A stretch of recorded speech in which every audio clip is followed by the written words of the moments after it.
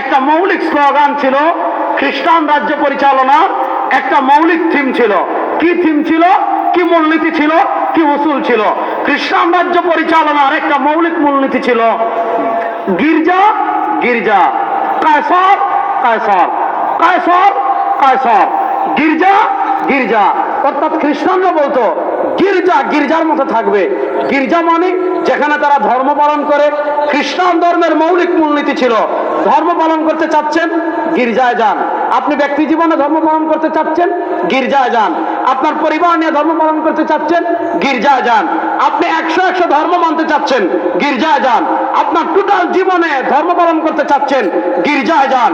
অর্থাৎ তাদের মৌলিক মূলনীতি ছিল ধর্ম থাকবে গির্জায়, ধর্মের বিধানাবলী থাকবে গির্জায়, ধর্মের হুকুমাবলী থাকবে গির্জায়, ধর্মীয় গ্রন্থের বিধানাবলী প্রযোজ্য হবে গির্জায়। তবে কায়সার কায়সার, রাষ্ট্র রাষ্ট্রের মতো থাকবে। রাষ্ট্রের আইন কি হবে, গির্জা মাথা ঘামাবে না। রাষ্ট্রের সংবিধান কি হবে, গির্জা মাথা ঘামাবে না। রাষ্ট্রের বিচার ব্যবস্থা কি হবে, গির্জা মাথা ঘামাবে না। রাষ্ট্রের অর্থনীতি কি হবে, গির্জা মাথা ঘামাবে না। রাষ্ট্রের নেতৃত্ব কারা দিবে, গির্জা মাথা ঘামাবে না। রাষ্ট্রের সংবিধান কি হবে, গির্জা মাথা ঘামাবে না। রাষ্ট্র কার সাথে যুদ্ধ করবে, গির্জা মাথা ঘামাবে না। রাষ্ট্র কার সাথে সন্ধি করবে, গির্জা মাথা ঘামাবে না। অর্থাৎ তোমার ধর্ম 100% থাকবে গির্জায়। রাষ্ট্রের কোন বিষয়ে, রাষ্ট্রের সংবিধান বলেন, রাষ্ট্রের আইন বলেন, রাষ্ট্রের বিচার ব্যবস্থা বলেন, রাষ্ট্রের সংসদ বলেন, রাষ্ট্রের বিচার, রাষ্ট্রের অর্থনীতি বলেন, কোন ক্ষেত্রে গির্জার প্রভাব থাকবে না, কোন ক্ষেত্রে ধর্মের আইন থাকবে না। অর্থাৎ ধর্ম থাকবে গির্জায়, রাষ্ট্রের কোনো আইন থাকবে না। এবার বলেন, রাষ্ট্র থাকবে আলাদা, ধর্ম থাকবে আলাদা, এই চিন্তাটা মুসলমানের না খ্রিস্টানের? জোরে বলেন, এই চিন্তা মুসলমানের না খ্রিস্টানের? আসেন, ওই যে খ্রিস্টানদের চিন্তা, গির্জা গির্জা, কায়সার কায়সার, রাষ্ট্র থাকবে রাষ্ট্রের মতো, গির্জা থাকবে গির্জাদের মতো।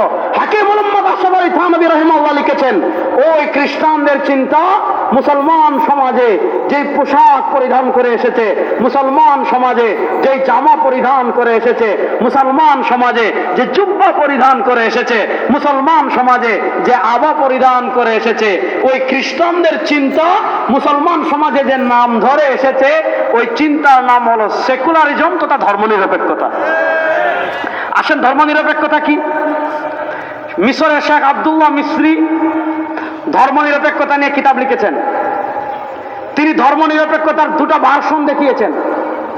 ধর্মনিরপেক্ষতার একটা উগ্র ভার্সন আছে, অর্থাৎ ধর্মনিরপেক্ষতা যারা আবিষ্কার করেছে তারা ধর্মনিরপেক্ষতার একটা ব্যাখ্যা করেছে। সে ব্যাখ্যা কি?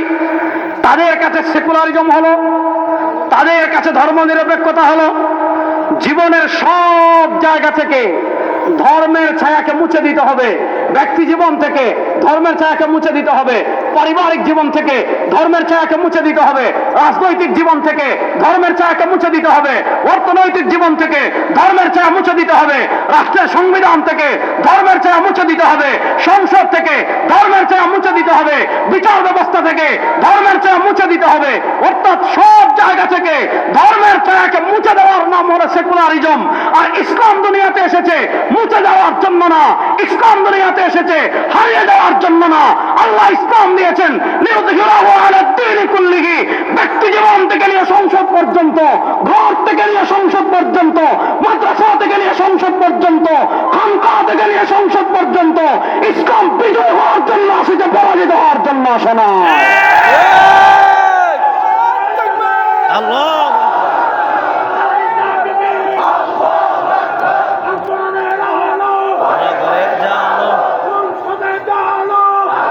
কথা ভালো করে বুঝেন।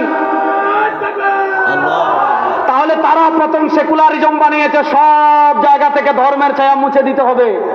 আচ্ছা বলেন, ইসলামকে মুছে দেওয়ার জন্য এসেছে না বিজয় হওয়ার জন্য?